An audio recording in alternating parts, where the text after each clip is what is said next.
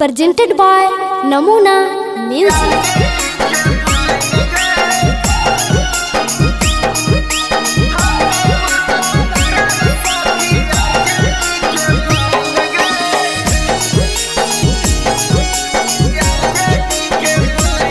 नमूना recording studio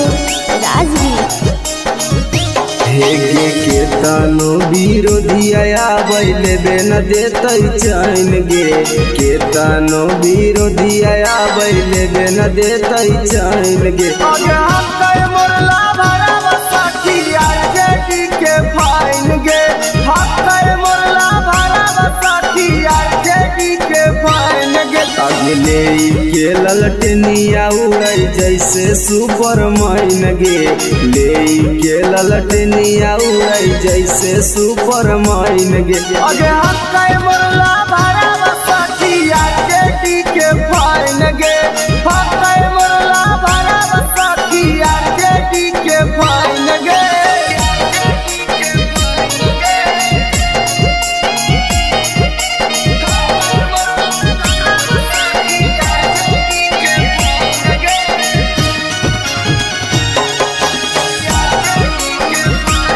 नमूना recording studio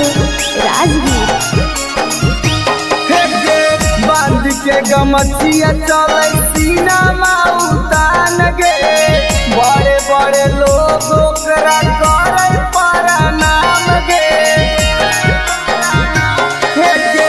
बांध के गमछिया चले सीना उतान गे बड़े बड़े लोग ओकरा करे प्रणाम गे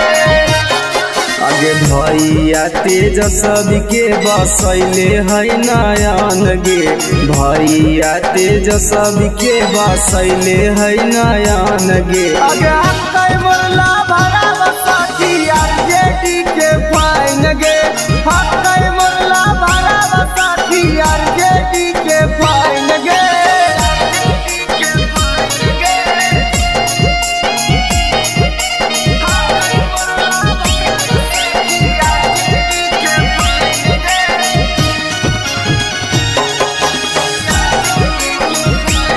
नमूना रिकॉर्डिंग स्टूडियो राजगीर। मरला भरावा के चले रंगादारी गे बड़े बड़े माफिया पर पड़ जाए भारी गे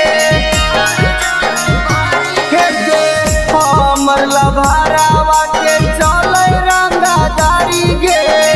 बड़े बड़े माफिया पर पड़ जाए भारी गे